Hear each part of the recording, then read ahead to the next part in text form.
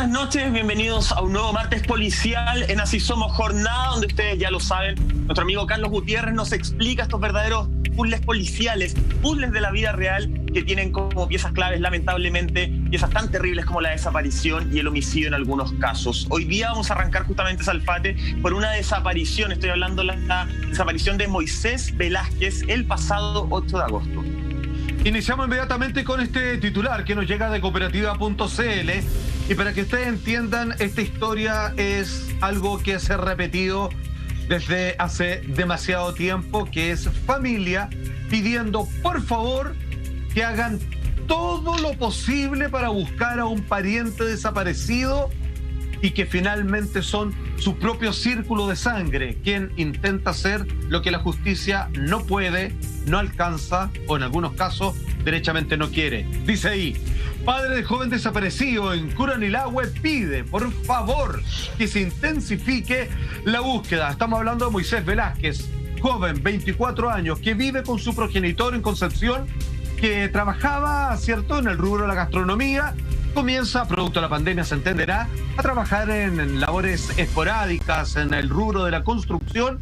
Decide ir a Curanilahue a ayudar a su madre para hacer una ampliación, aprovecha de visitar a unos amigos, también asiste a una amiga que tiene en este sector del país para hacer una mudanza y es cuando precisamente con fecha 8 de agosto él se retira al lugar donde está viviendo para nunca más volver a dar luz de su existencia. No sabemos dónde está, siendo que hay todo un escenario donde él, si es que bien la justicia lo califica como desaparecido, a todas luces él fue agredido. Carlos, ¿cuál es el gran problema con el que nos enfrentamos acá? La figura en donde la justicia instala a este joven para poder intensificar o darle otra connotación a la investigación. Acá nos vemos enfrentados a lo mismo que hemos visto en infinidad de casos, lamentablemente, donde no se toma en consideración la desaparición. La familia está muy preocupada, por supuesto ella se la denuncia. Tenemos que ponernos en contexto también que es una ciudad, una localidad muy pequeña, pero eso no quita la responsabilidad que pueda haber por parte de las policías o del Ministerio Público, porque muchas veces, y eso hay que dejarlo claro, que las policías quieren colaborar, quieren hacer su trabajo, pero al no tener las instrucciones directas del Ministerio Público, no pueden hacer mucho porque están atados de manos. Y lamentablemente... Sí, no, Lama, por favor. Es que le quería hacer una pequeña pregunta, porque hablábamos anteriormente en la pauta respecto, no solamente, a ver, hemos visto muchas veces estos pedidos a través de los medios de comunicación de intensificar las búsquedas, que me parece que es cuando ya hay cierto nivel de desesperación de la familia del desaparecido, porque tener que llegar a eso para que se realice algo que debería hacerse sin ningún tipo de problema está bastante mal. Sin embargo, hablábamos nosotros en la pauta que tiene que ver también con las dotaciones de carabineros y también con los medios que se entrega a las policías que no se encuentran en Santiago, ¿o me equivoco?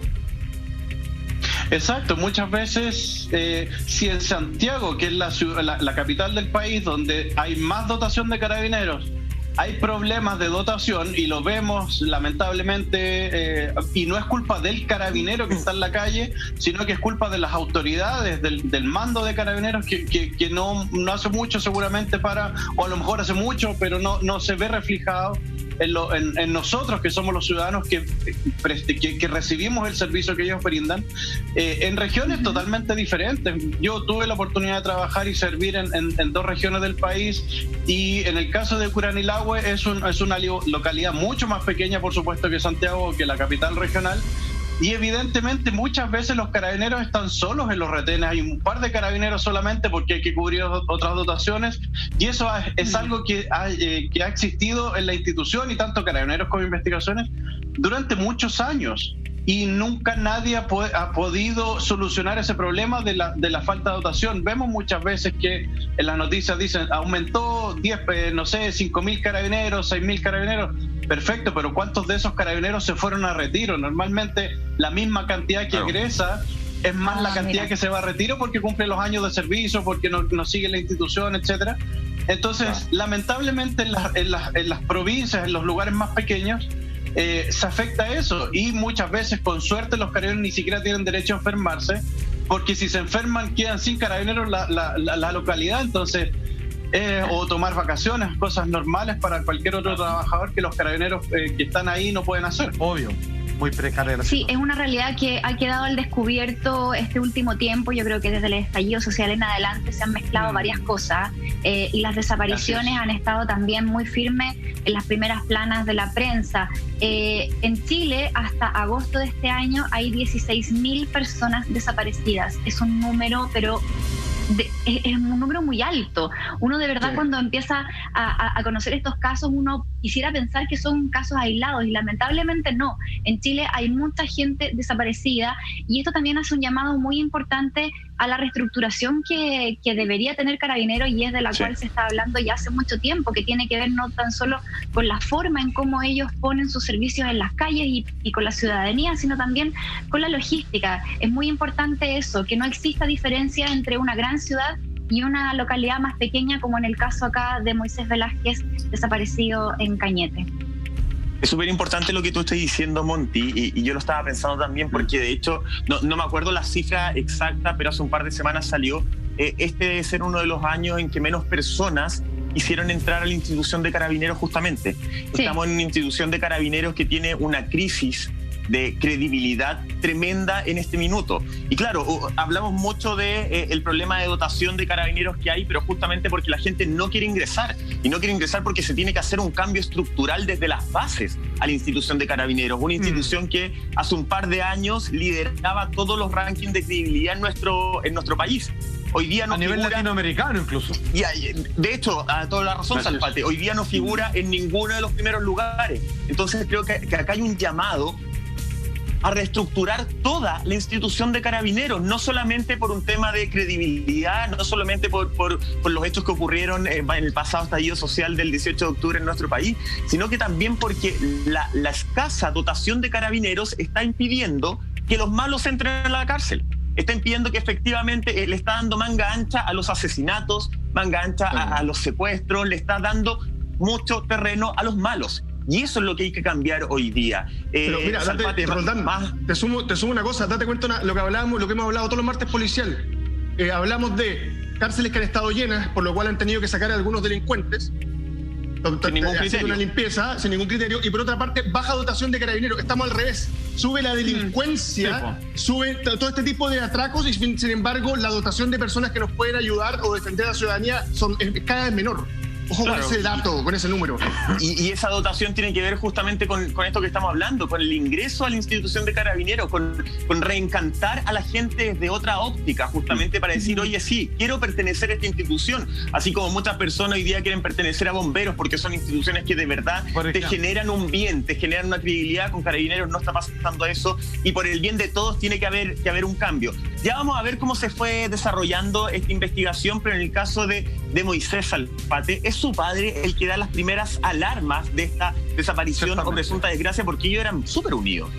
Sí, mira, lo que sucede acá con el papá, que vimos que ya era quien abría esta conversación a partir del titular, da como declaración al medio de Cooperativa, es que él, de cierta manera, confiando plenamente en su hijo, entendiendo que es súper amigo de sus amigos, que tiene un círculo de blindaje de gente que lo quiere mucho y que me despreocupo de él.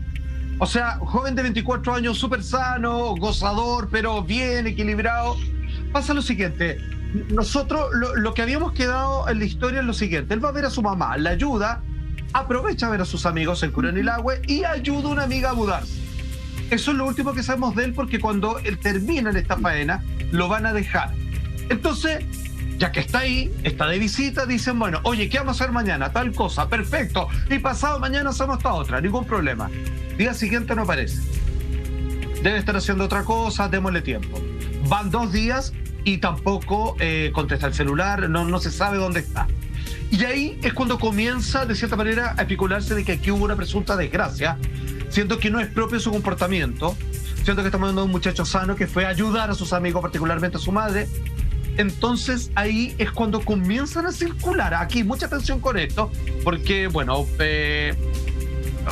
comienza a correrse la voz de que quizás Moisés Velázquez fue víctima de una agresión incluso de un ataque que podría haberle costado la vida. Esto llega a oídos de su padre y cuando finalmente esto comienza a sustentarse como la hipótesis más creíble, es cuando él junto a su hermano, vale decir el tío de este muchacho de 24 años, Moisés Velázquez, deciden ir a Curanilahue para tratar de solicitar la máxima ayuda de Carabineros y por su parte, junto a todo un grupo de amigos, hacer todas las pesquisas hasta que finalmente se escucha por ahí, dan con la idea de que en un lugar en particular es donde se podría hallar y comienzan a encontrar las primeras pistas que, insisto, y esto es el tema de hoy en realidad, es que todo indica, al encontrar sus ropas, ya vamos a entrar con esos detalles, es que esta persona no puede estar todavía calificado bajo la denominación de desaparecido, sino una persona agredida, porque sus ropas, entre otras cosas, presentaban marcas de apuñalamiento. Estamos viendo parte de la fotografía. El detalle en sí, claro, este lugar donde lo encontraron, cierto que en realidad es como un vertedero, así como ilegal. Ahí lo estamos viendo. Y entonces aquí hay dos cosas que a mí me llaman la atención. Que encuentran parte de su ropa, una chaqueta con agujeros de puñal. Y por otro lado también está el gorro de su polerón, de su canguro, como se le decía antes.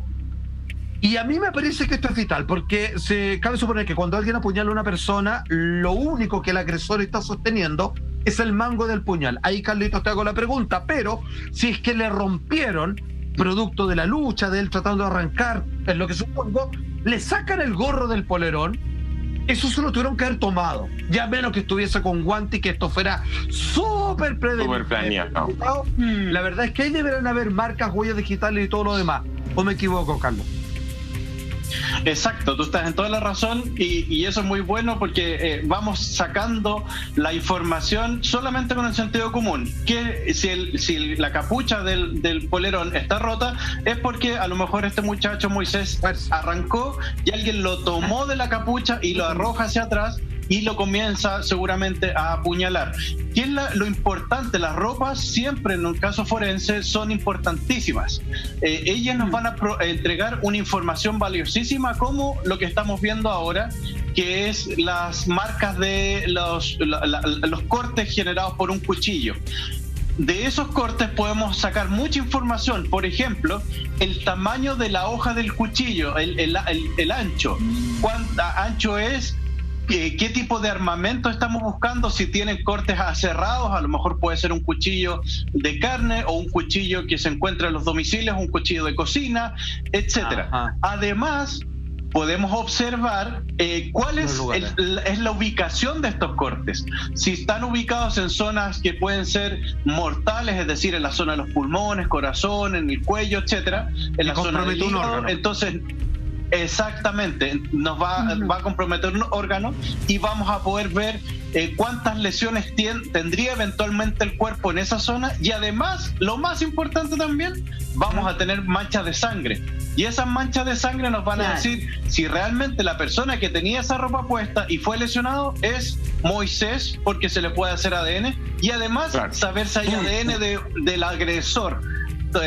Tal como tú decías, al tomar la capucha va a quedar ADN de esa persona, y además puede haber ADN de la agresión o de la misma respiración por la fuerza, porque hay una agresión mutua, el tipo va a respirar muy fuerte. Lo hemos aprendido ahora con la pandemia, que uno deja gotitas, deja saliva en la otra superficie. Aquí ocurre lo mismo. Nosotros los forenses siempre hemos usado esos términos. Entonces es valiosísimo lo que encontró el padre de Moisés. Él hizo un trabajo digno de una investigación policial. Qué clave entonces el hallazgo de estas ropas, y también me llama mucho la atención que al padre y a su hermano le hayan dado un dato tan preciso. Y aquí cabe preguntarse, primero, ¿quién fue o quiénes fueron quienes indicaron dónde estaba la ropa de Moisés e hicieron ir al padre hasta este basurero clandestino?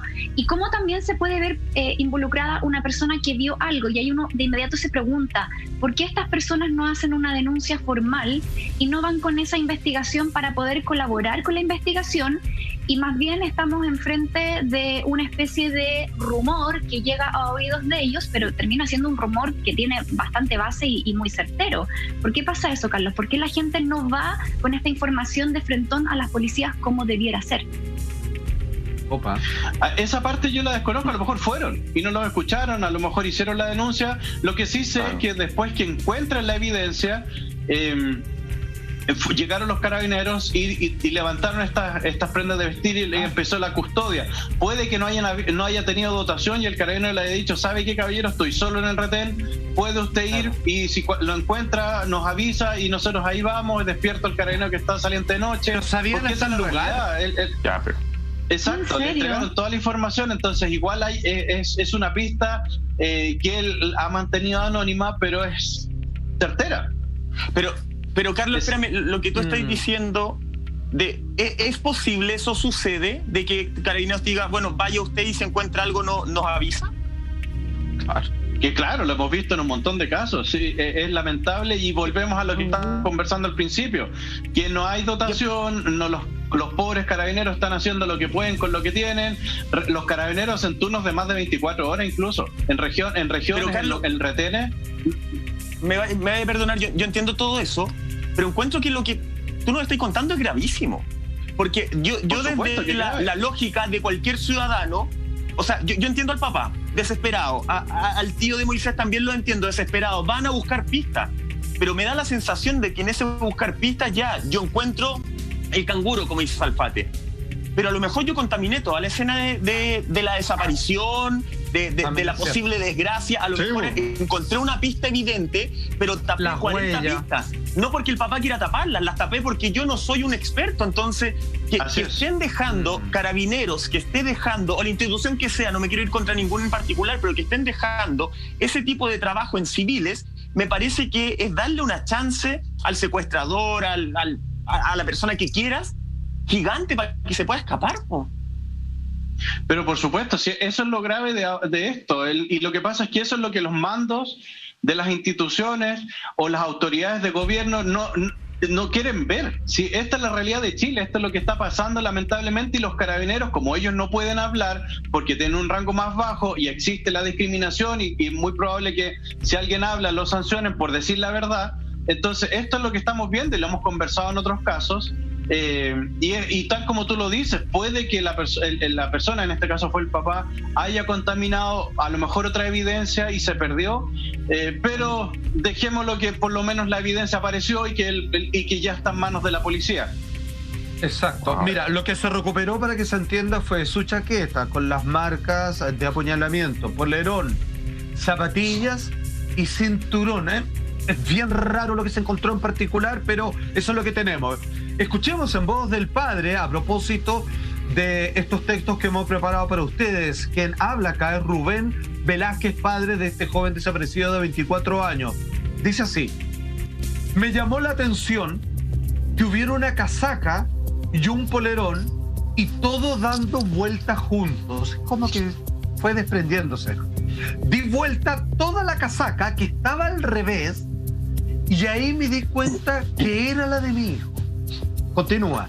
Llegó mi hermano, tío obviamente de Moisés, que venía más atrás y cruzó para un camino forestal y ahí encuentra las zapatillas, el cinturón y la parte de la capucha del polerón que se la habían arrancado. Ya, esta es la pregunta. A partir de la distribución de parte de la vestimenta de este joven, ¿qué tan fácil o difícil que esto uno lo ve en las películas, que llega el detective y él en su cabeza empieza a armar la dinámica de la situación? La escena del crimen. Porque ¿sabéis qué es lo que me parece raro?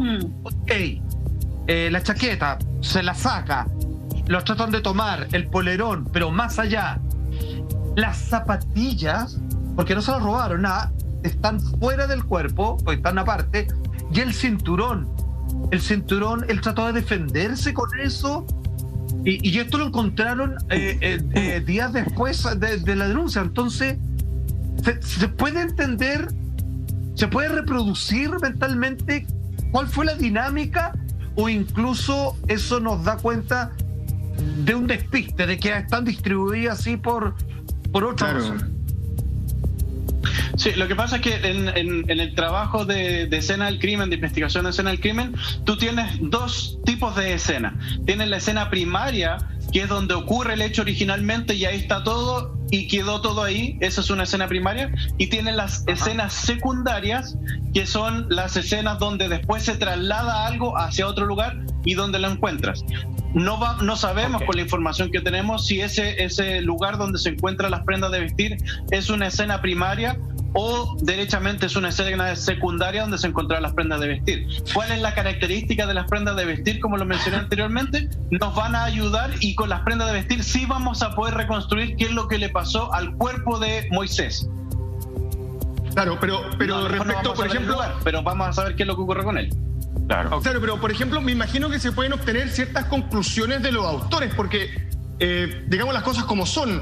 Es extraño que aparezca la ropa en este sector tantos días después. Pareciera que, al menos desde lo que pienso yo, que la pusieron ahí 10 días después y que no estuvo ahí desde el minuto 1.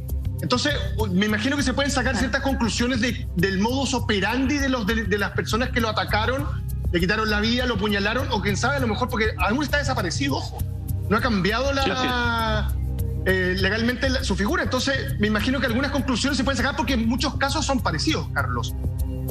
¿O no? Sí, te puedes sacar conclusiones, por ejemplo, si el agresor, en el caso de los cuchillos, era diestro o zurdo. ¿Cuál era la posición en que estaba el cuerpo o Moisés o la persona que usaba las prendas de vestir? Porque puede haber usado otra persona las prendas de vestir, por eso es fundamental el resultado del ADN para saber si la sangre es de Moisés o no. Y se puede sacar esta información de las zapatillas, por ejemplo, si la tierra que tienes a las zapatillas corresponde a la tierra que existe en el lugar. Entonces, aquí yo le estoy dando todas las pistas a la policía y todavía no me llaman para que les ayude y les enseñe todas las cosas, pero es problema de ellos, ahí se la están perdiendo. Toma. Pero la idea es que se puede sacar mucha información, si hay tierra, si hay pasto que no corresponde al lugar, cuánto tiempo lleva esa prenda de vestir, con los hongos que se generan en las prendas de vestir porque están al aire libre, se puede saber cuánto tiempo estuvo ahí, si realmente estuvo ahí o fue puesta después de otro periodo, etcétera. Se puede saber mucha información, pero hay que saber interpretarla. Aquí estamos hablando de las ropas, que es algo muy claro, pero también hay otra evidencia que yo creo que es bastante irrefutable, que tiene que ver con lo digital, con su celular, con las conexiones a sus redes sociales. ¿Se ha sabido algo de eso? La triangulación, ¿cuándo fue la última vez que él llamó por teléfono o que recibió un WhatsApp, por ejemplo? ¿Cuál fue el último movimiento a través de sus redes? Porque esos también son pistas determinantes para saber dónde se geolocaliza Moisés antes de su desaparición. Antes de que responda Carlos, hay muchas cosas, Alfate. Absolutamente, porque los rumores no se detienen. A ver, convengamos lo siguiente: todo lo que los rumores le dijeron a los familiares de Moisés han resultado ciertos dónde encontrarlos. Pero también hay un rumor que habla dónde podrían hallar la parte física, el cuerpo de Moisés, y cuáles serían las razones de por qué ocurrió esto. Esos detalles los comentamos a la vuelta de esta breve pausa comercial. No se vayan.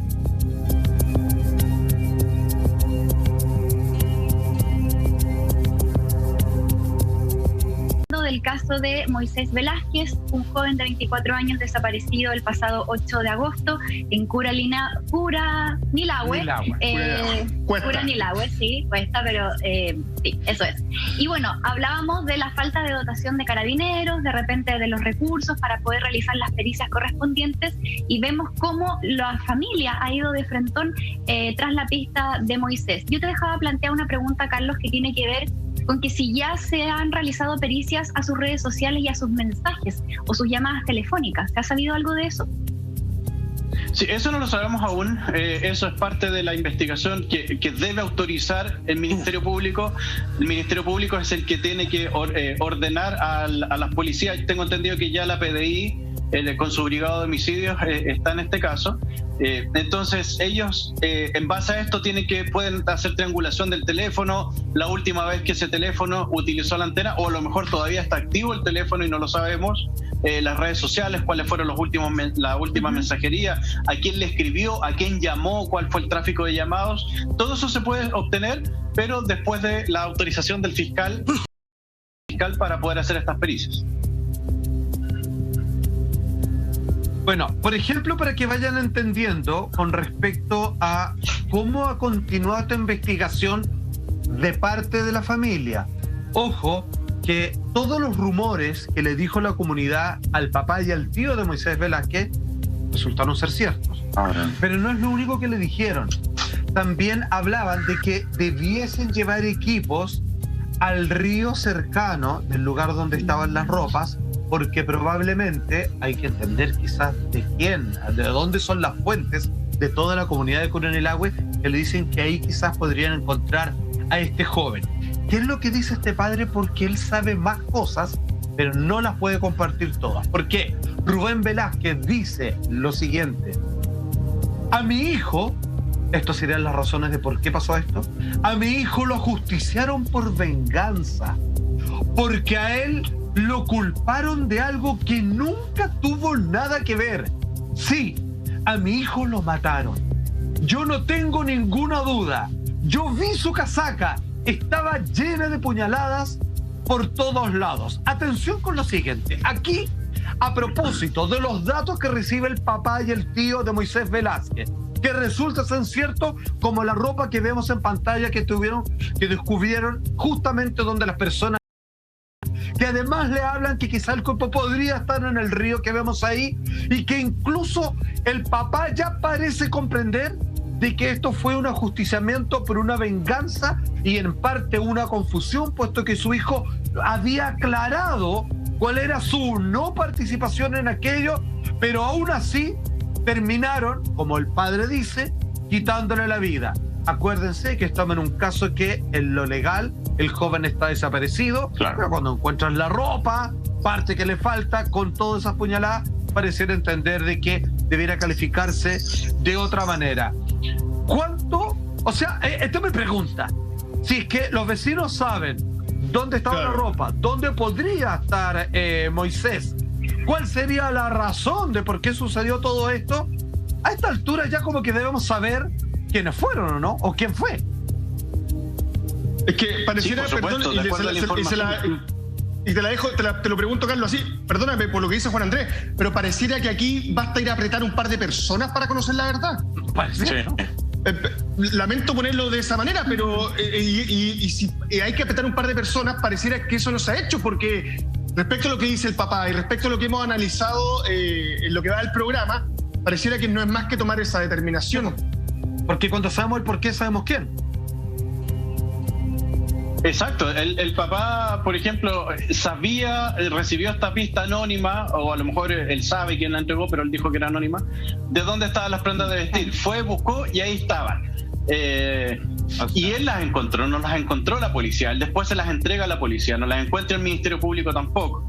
Y ahora sabemos, en base a esta declaración, que él también sabría eventualmente que su hijo está fallecido y que eventualmente podría estar en el río, y él está pidiendo ayuda para que este caso sea visible y así las instituciones que están a cargo de la investigación puedan conseguir y obtener los recursos que se necesitan para hacer el rastreo como corresponde en ese río, para descartarlo o para encontrar el cuerpo de su hijo, si es que está ahí, entregárselo a su padre, ver qué es lo que pasó, si fue un homicidio, seguir la investigación para hacer justicia, pero además de ello, poder devolvérselo a su padre, para que su padre, si es que él está fallecido, le pueda dar una cristiana sepultura y poder vivir su duelo. Eso es lo más grave, yo creo, que el papá, dentro de toda la pena que está viviendo, y la familia, por supuesto, tenga que él hacer la investigación. Eso acompañado, Carlos, de justamente lo que puntualizaban Salfate con Lama, de que da la sensación de que todo Curanilahue sabe más o menos qué es lo que sucedió, cuál fue el destino de Moisés, y aún no se hace absolutamente nada. Tú decías de esta petición de ayuda que está haciendo a través de las redes sociales, a través de la prensa, el papá de Moisés, y justamente él conversó con Cooperativa y dijo lo siguiente. Vamos a revisar unas gráficas donde habla de esta petición de ayuda.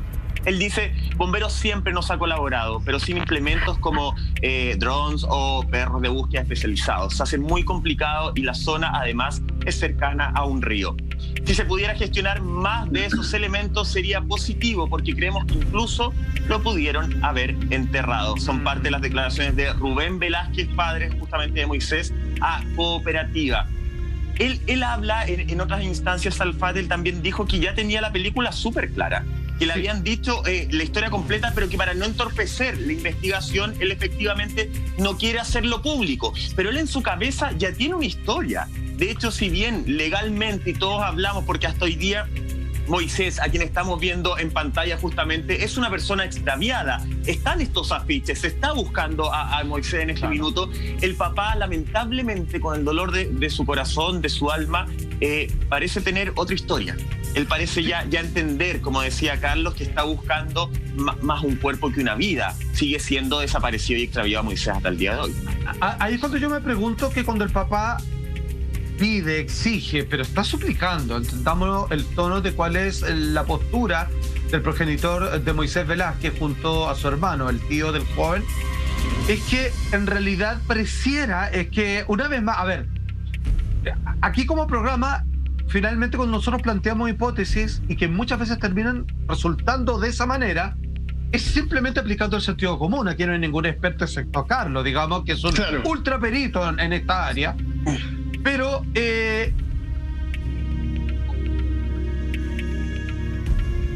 da la sensación, tiene Salfate, que es de preguntarle a la gente para algo que ya está más o menos planteado. O sea, algo que está más o menos resuelto ya. Entonces, por ejemplo, yo quizás, y esto es una pregunta, cuando no sé en qué se basa, pero sabemos que el papá ha dicho no quiero dar más antecedentes de lo que la gente me ha comentado para no entorpecer, pero cuando él dice capaz que hayan enterrado el cuerpo de mi hijo, yo en lo personal, voy a ser patúo, descartaría eso, porque si alguien se da la molestia, porque se entienda, ¿no?, de enterrar el cuerpo, lo entierra con las prendas y todas las cosas, no deja pistas desparramadas por todos lados, ¿o me equivoco?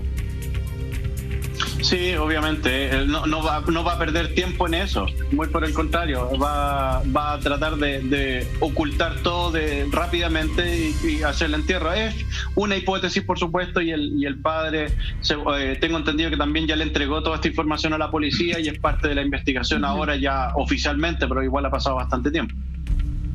Sí, bueno, esperemos que ahora las policías con toda la información que está llegando puedan prontamente dar con el paradero de Moisés Velázquez, porque es lo que quiere y merece también toda su familia y la comunidad también de esa zona. Así que ojalá todo se resuelva prontamente. Nos vamos a quedar en el sur de Chile y lamentablemente vamos a hablar de otro hecho policial en esa región. Nos vamos a Cañete, justamente, Carlos, chicos, porque el día 8 de septiembre ocurrió un brutal asesinato. Estamos hablando ahora de Moisés Orellana, un chico que estaba con sus amigos a eso de las 10 de la noche aproximadamente, cuando de pronto se encuentra con otro grupo de personas que llegan y, producto de unos disparos, terminan quitándole la vida. ¿Cómo se desarrollan estos hechos, Alfate? Entremos de lleno también a este caso.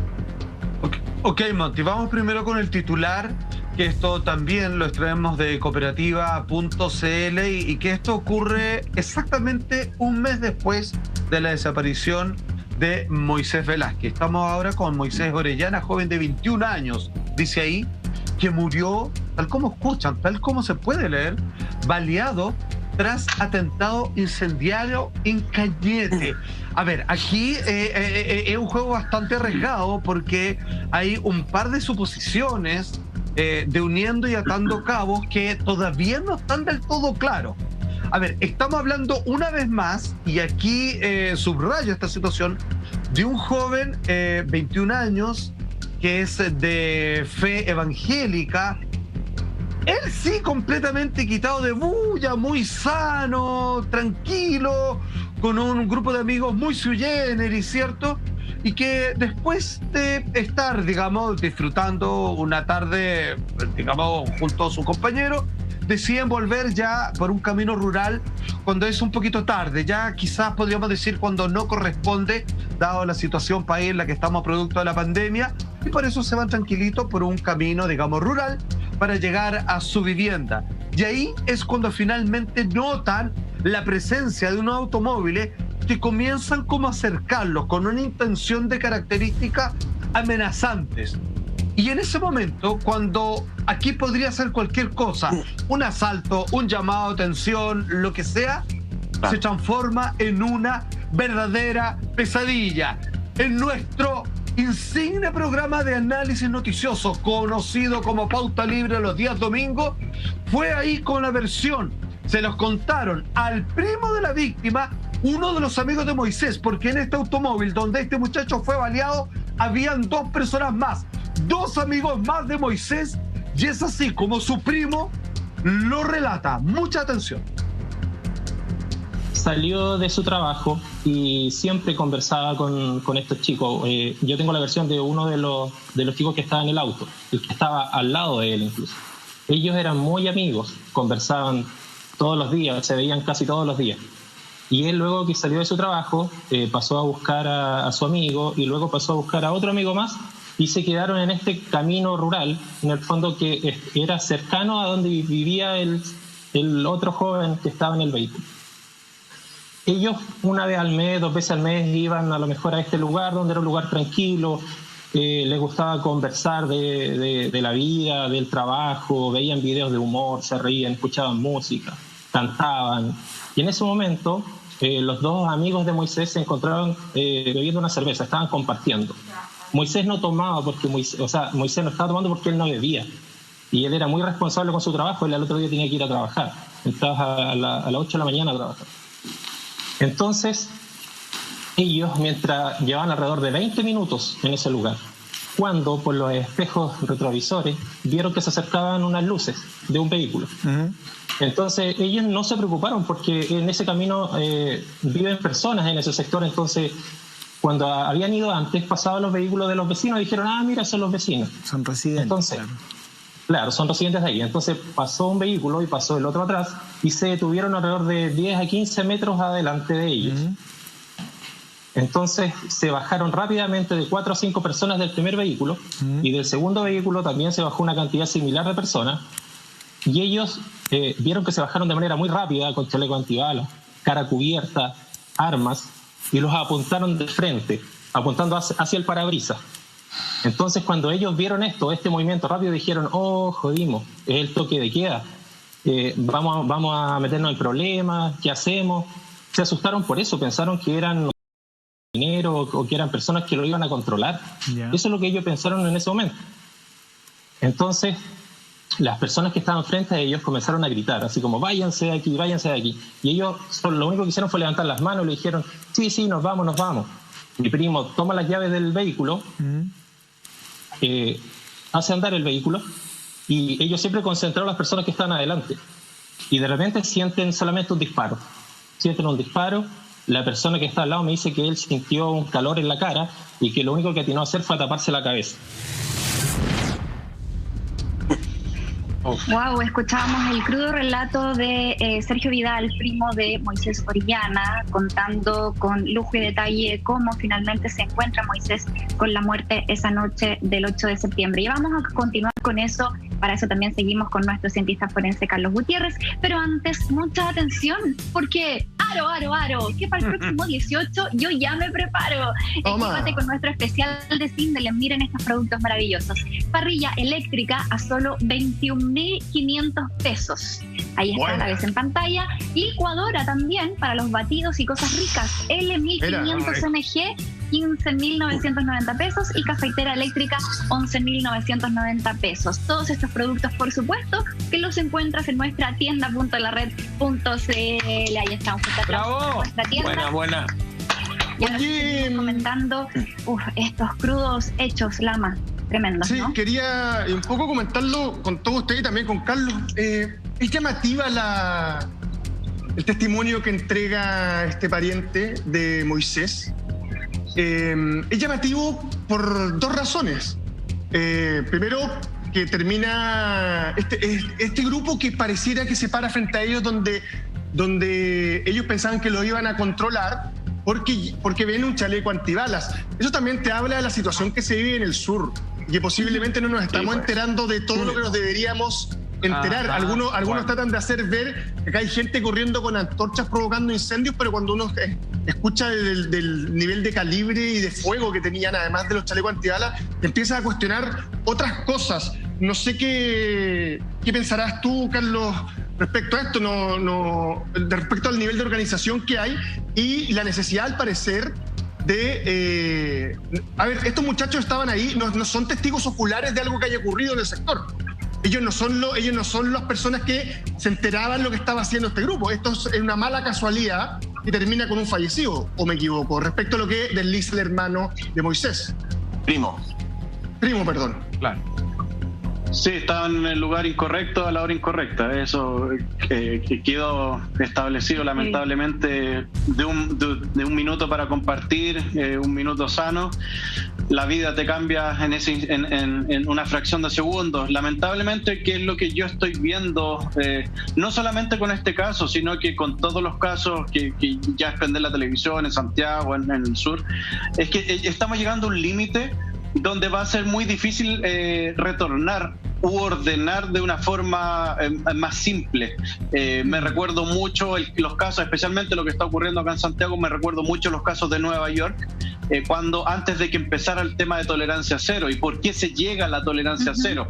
Se llega porque el nivel de delincuencia es altísimo y ya no hay nada más que hacer. Entonces, lamentablemente, se van perdiendo, no perdiendo derechos, pero sí Nueva York ahora, lo que conocemos, es una ciudad preciosa, todo muy ordenado, no porque sea así, sino que porque están obligados a hacerlo así. Entonces, yo estoy viendo que a lo mejor en un corto tiempo, lamentablemente, nos vamos a llegar a eso. En el sur es una realidad totalmente diferente.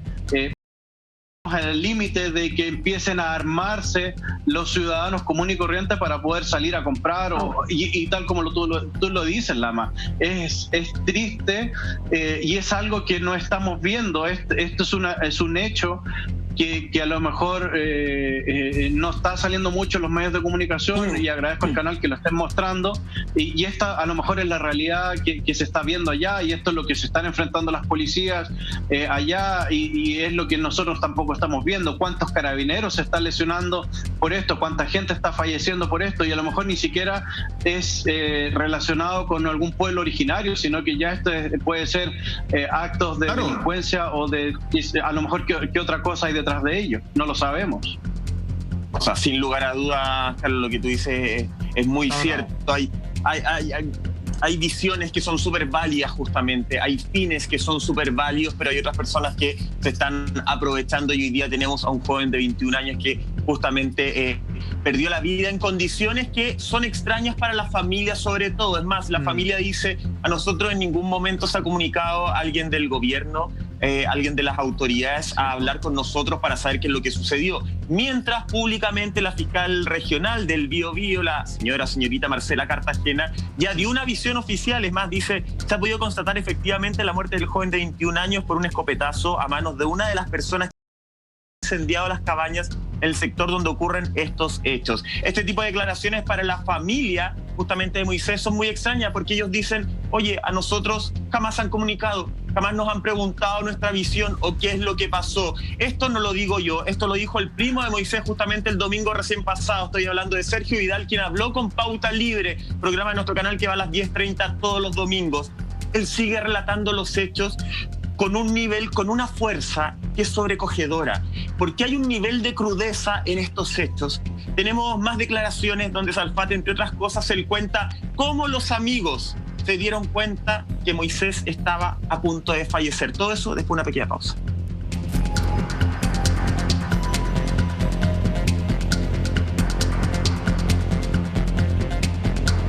Con este caso de Moisés Orellana, violentamente asesinado. Su primo, Sergio Vidal, estuvo justamente este domingo en Pauta Libre, y esto es lo que dijo. En ese momento que escucharon el disparo, los jóvenes solamente se taparon la cabeza. En ningún momento pensaron de que Moisés había recibido el disparo. Es más, cuando ellos se tapan la cabeza, escuchan un ruido como de un vaso de agua que cae en el piso, un ruido constante de agua que cae. Y escuchan que Moisés, como un ronquido de Moisés, como que Moisés estaba respirando, y a la vez escuchan a estas personas afuera discutir entre ellas. donde uno le decía dentro del grupo así como te lo piteaste, ¿y qué hiciste? Vámonos. Y ellos empezaron a rondar el vehículo y se acercaban así por el costado de Moisés. Lo sentías muy cerca, no podían verlo porque estaban tapados. Ellos, dentro de su intento como de supervivencia, no sé, de taparse la cabeza y tratar de hacerse el muerto, eso es lo que ellos relatan, y esperando que le siguieran disparando, si ellos pensaban que esto iba a seguir. Y en ese momento ellos pensaron muchas cosas, escapar, correr, pero me disparan por la espalda, entonces se quedaron quietos todo el rato. Estuvieron como 5 minutos estas personas ahí, eso es lo que piensan ellos en tiempo, ya como 5 minutos dando vueltas, viendo qué hacer, se subieron a los vehículos y se fueron. Y en ese momento el acompañante de Moisés, el que estaba al lado, le empieza a pegar con el codo y le dice a Moisés, vámonos ahora porque este camino no tiene salida y ellos van a tener que devolverse. Y Moisés no reaccionaba. Entonces seguían escuchando este ruido como de agua que caía y se dan cuenta que lo que está cayendo es sangre de la cabeza de Moisés. Qué terrible. Cuando ellos se bajan y lo ven, se dan cuenta que desde la oreja de él hacia atrás, o sea, la herida era tremenda, o sea, no sabían qué hacer, no sabían cómo actuar. Ellos no tienen conocimiento de cómo poder ayudar a una persona así. Y en ese momento pensaron, hay que llevarlo al hospital, hay que hacer algo. Llamaron a carabineros, llamaron a ambulancia, llamaron amigos y pensaron en moverlo hacia atrás de alguna forma para poder en el mismo auto tratar de llegar lo más rápido al hospital. Y cuando pensaban ellos hacer eso, escucharon de 10 a 12 disparos nuevamente y dijeron, nos vienen a matar.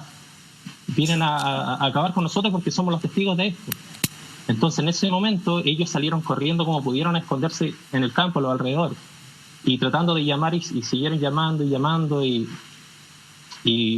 después de esto llegaron como a los 20 minutos o menos, llegaron los familiares, llegaron carabineros, mis tíos, mis primos, vieron ahí a Moisés agonizar, vieron cómo caía la sangre, vieron todo esto.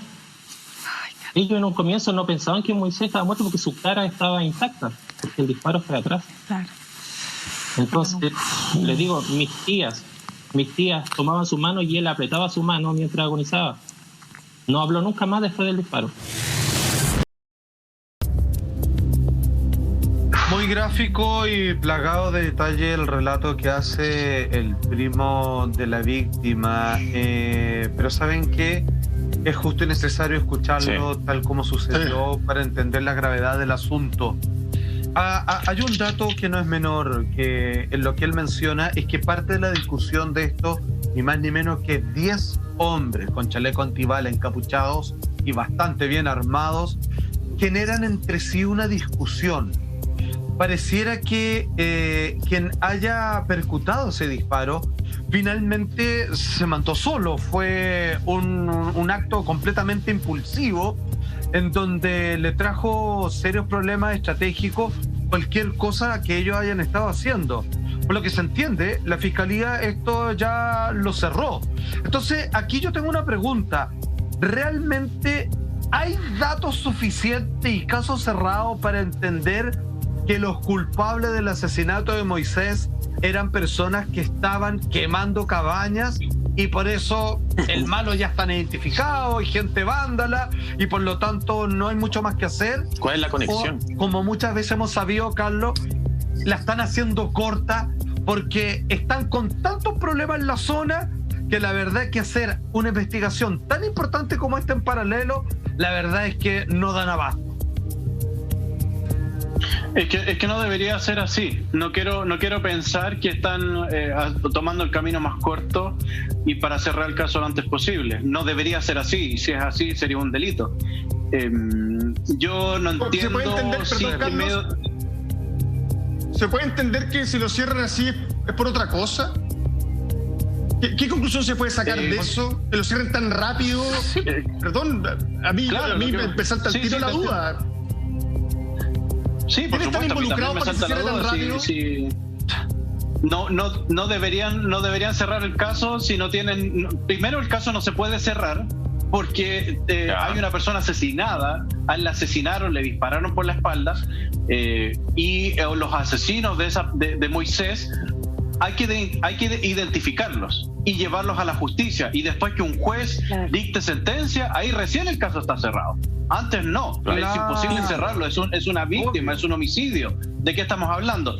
Si el Ministerio la Público historia clara. pudo...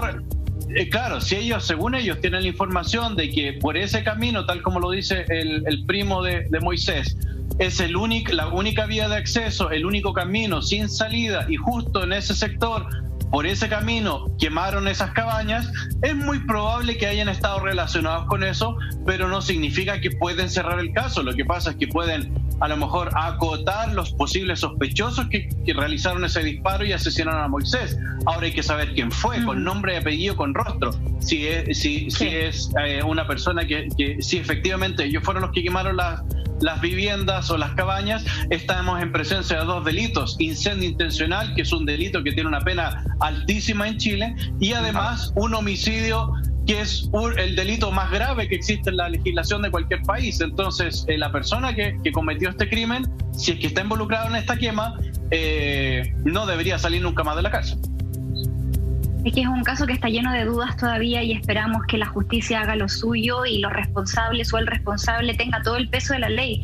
Ahora, esto está claramente dentro de un contexto de violencia que se está dando en la macrozona, lamentablemente, como ya lo hablamos antes, que tiene que ver con todos estos grupos que parecieran ser o paramilitares o directamente civiles muy bien armados, con chalecos antibalas, con armas, con protecciones, como muy bien lo relataba Sergio Vidal en esa entrevista a Pauta Libre.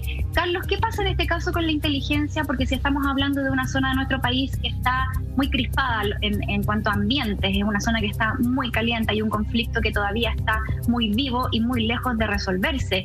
¿Qué pasa con la inteligencia para poder precisamente prever este tipo de situaciones en una zona en donde la violencia no está siendo controlada?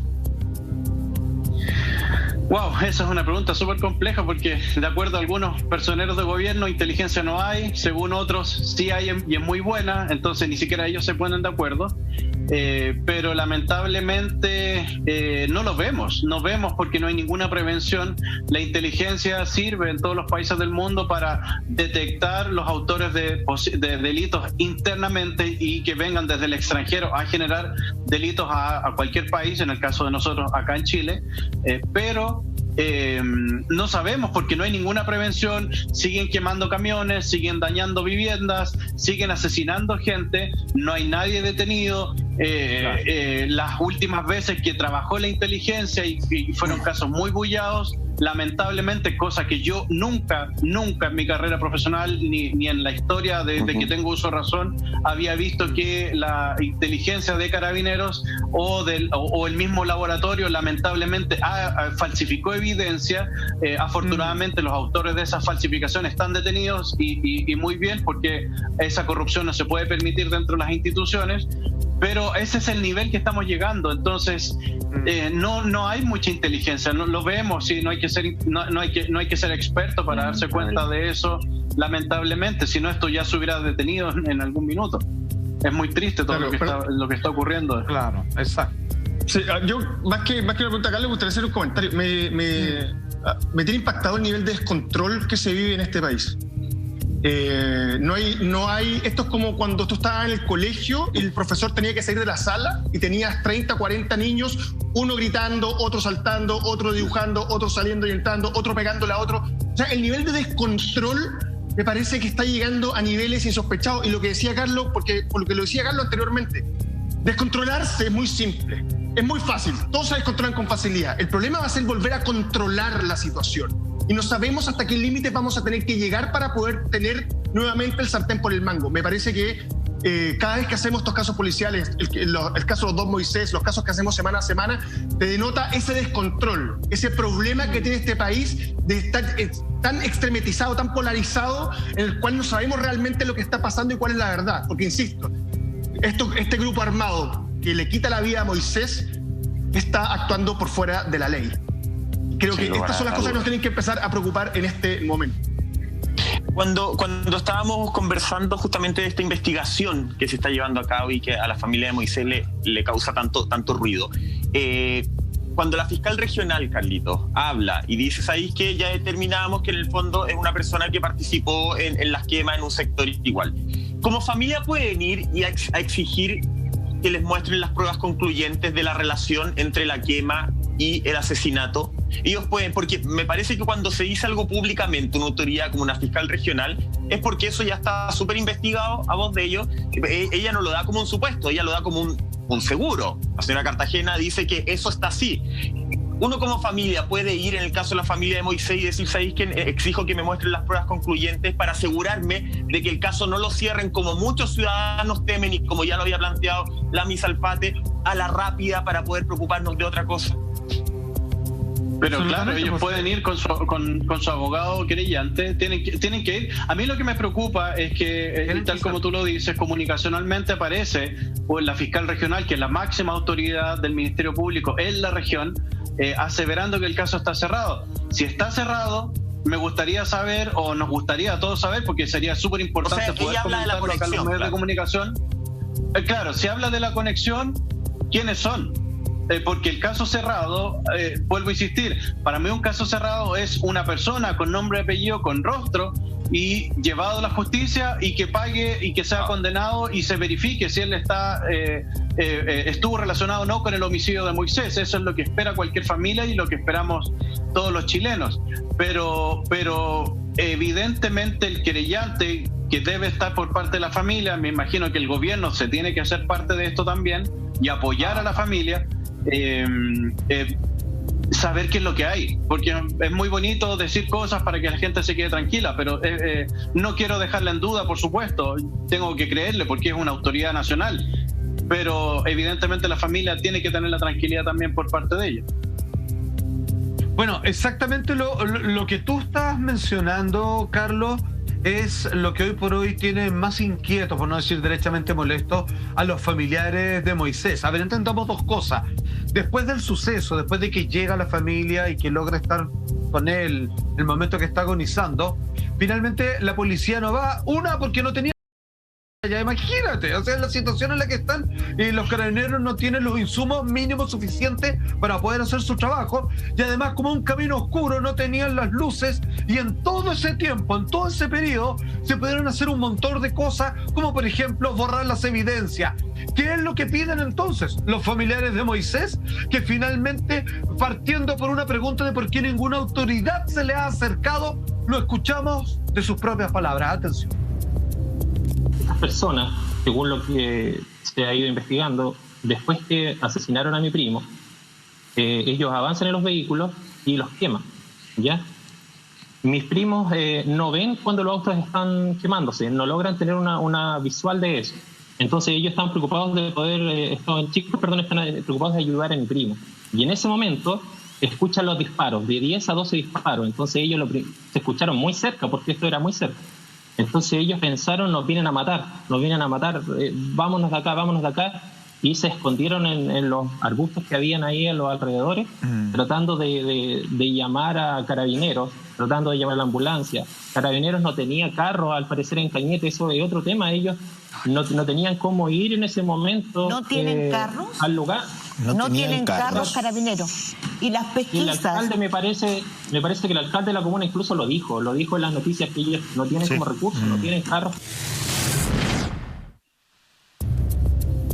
Oye, impacta y da rabia, da rabia. Primero, de 10 a 12 disparos fueron los que escucharon los amigos de Moisés. Y cuando él dice efectivamente que no habían carros, ahí es cuando yo me pregunto, efectivamente, el dinero compra muchas cosas. El dinero en este caso podría haber comprado una rapidez. Tal vez Moisés lo podrían haber llevado antes al hospital, un montón de situaciones que vamos a seguir analizando, pero antes quiero hacer un respiro de buena onda dentro de todo esto, porque este 18 y 19 de septiembre, amigos, la mejor fonda virtual estará en Pancho del Sur de Recursos, en una zona que sabemos, ustedes ya lo han dicho muchas veces, está tremendamente conflictuada este último tiempo, hace ya varios años, hay que decirlo, y no hay recursos que terminan salvando la vida.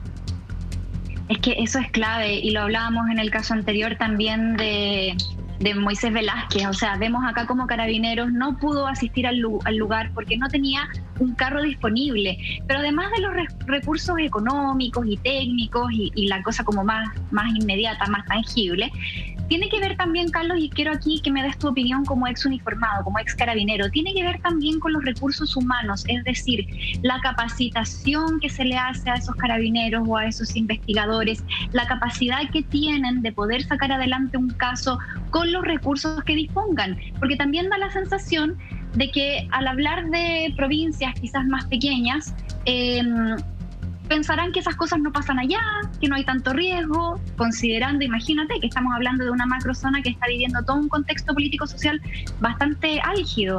¿Qué pasa en esa situación? Porque también vamos a ver que no se perició el auto porque faltaba luz. O sea, no hay grupos electrógenos, pero pareciera que tampoco el personal está tan capacitado como para poder sortear esos impedimentos que tienen que ver con los recursos netamente económicos o técnicos. ¿Cuál es tu visión al respecto, Carlos, y cómo fue tu experiencia desde la misma institución mientras estuviste ahí? Sí, acá es algo que lamentablemente lleva muchos años, que nadie quiere ponerle el cascabel al gato, como se dice. Cuando yo empecé en Carabineros, uno tenía que poner de plata con plata de su bolsillo para echarle benzina a los vehículos, para que los vehículos tuvieran combustible para poder salir a patrullar.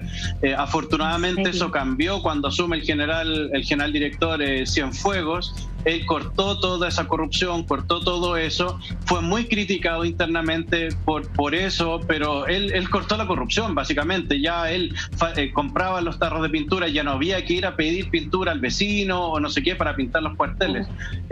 Así de precario era, hasta, y vuelvo a insistir, gracias al general Cienfuegos se cambiaron los uniformes, los vehículos comenzaron a tener combustible, empezaron a tener combustible, a tener vehículos nuevamente. Pero es una situación que se vive con mucho tiempo. Esto es lamentablemente normal que los retenes no tengan vehículos, o porque están malos, o porque después del estallido social los rompieron, y aquí vemos la importancia de cuando se destruye un vehículo policial. Yo entiendo la rabia y todo eso, pero ese vehículo policial es un vehículo menos que está patrullando en las calles al día siguiente de la protesta. Claro. Y cuando nosotros necesitamos al carabinero no vamos a tener cómo llegar. Entonces, eso es y obviamente la capacitación de los carabineros, desafortunadamente, a esos lugares no llegan, no son considerados muchas veces los carabineros para tomar capacitaciones.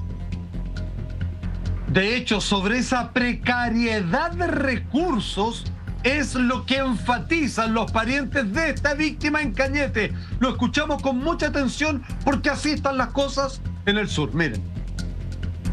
Cuando fueron a hacer el peritaje del vehículo, esto es algo que a mí me preocupa, porque nosotros como familia necesitamos que se haga bien y que se utilicen todos los recursos que se encuentran, que se tienen. Cuando se hizo el peritaje del vehículo, fueron en la noche con los dos chicos después de prestar la declaración. No se pudo hacer el peritaje en la noche porque supuestamente no había luz. No se cercó el vehículo quedó abandonado ahí. Podían haber vuelto a estas personas y haberlo quemado y haber perdido todas las pruebas. Haber destruido la evidencia.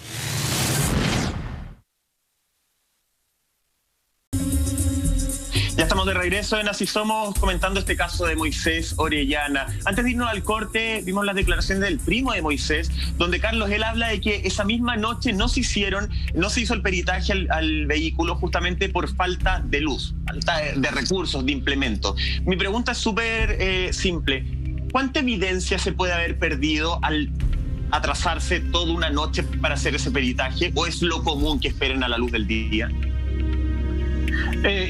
Idealmente puedes trabajar con luz de día, pero hay que tener los otros implementos como equipos electrógenos, luces artificiales para trabajar en el momento. ¿Se puede haber perdido evidencia? Sí, lamentablemente se pudo haber perdido evidencia porque yo desconozco si llovió. Por ejemplo, si llueve o cae el rocío de la noche, se va a perder, por ejemplo, las manchas de sangre en superficies lisas se van a hidratar nuevamente y va a perder la forma. Y con el análisis, direccionalidad, la posición de la víctima, etcétera.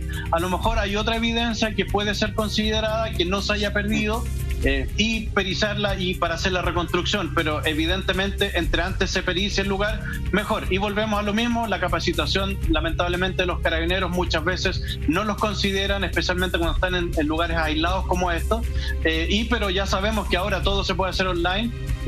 Y es posible, la capacitación es posible desde cualquier parte del mundo. Ahora, ojo, me parece que lo que dice Carlos es importante porque nosotros nos gusta decir mucho que Santiago no es Chile. Sin embargo, te das cuenta que acá en Santiago tenéis estos autos ricos que tienen los carabineros, que son como así como los Transformers, hay guanacos nuevos, hay zorrillos nuevos, y sin embargo te das cuenta que en regiones no existe la herramienta para que puedan trabajar. Entonces la invitación es decir que cuando Santiago no es Chile, que corra para todos. No manden de acá el retén que ya cumplió unos años y que lo arreglaron hartas veces a regiones, sino que pónganse las pilas e inviertan para que el fondo de la dotación de carabineros cuenten todos los carabineros con la misma infraestructura para poder trabajar. Claro.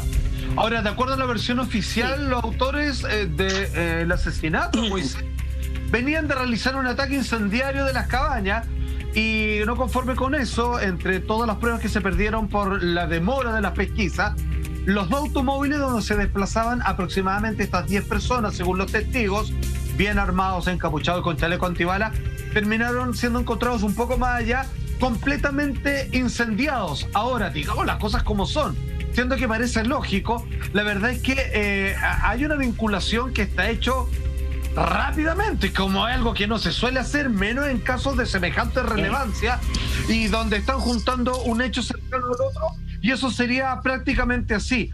Yo insisto, yo sé que la lógica nos dice ojalá que no lo hagan, pero ojalá que no estén tratando de hacerlo corto esto y dar la explicación más lógica.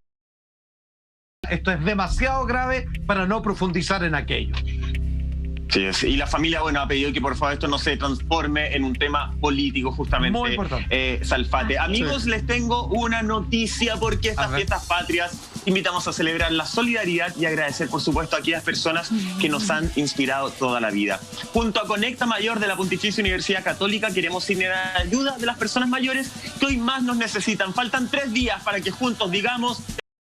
Ahí estás viendo el afiche, 3 días faltan, lo tiene Monty también. 18 y 19 de septiembre nos vamos a conectar en esta red solidaria para nuestros adultos mayores. 3 días, como dice Monty. Carlos Gutiérrez, todos estos martes policial a mí me abrió una sed de ser un investigador ciudadano y vi en redes sociales que tú tienes un curso muy pronto. ¿Cómo uno se puede inscribir? ¿Dónde? Mira, Así es, vamos a estar dictando un curso de investigador ciudadano. Si alguna vez ustedes quisieron ser y les gustaban los programas de televisión, CSI o Hawaii 5.0, Magnum, etcétera, o siempre han querido saber cómo se hace una investigación, este es el curso para ustedes. Así que es el día 29, 30 de septiembre y el 1 de octubre, es 100% online. Las inscripciones son abiertas para todo el mundo que quiera participar y que quiera aprender.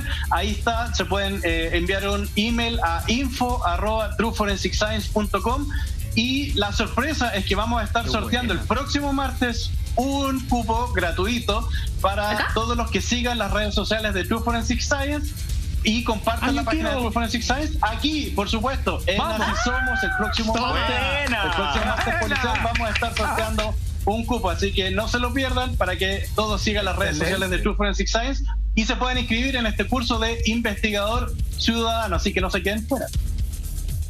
Oye, excelente invitación y así también hacer un llamado y a recordar que nosotros como ciudadanos también tenemos bastante responsabilidad a la hora de presenciar algún tipo de situación que pudiese ser un delito. Así que ahí a tenerlo en consideración. Muchas gracias, Carlos Gutiérrez, por haber estado esta noche con nosotros. 2 tremendos casos. Gracias a ustedes también, maestro Salfate, Lama, Mike y a quienes nos vieron esta noche. Un beso gigante, que descansen y hasta mañana en otro capítulo de Así Somos. Hasta mañana.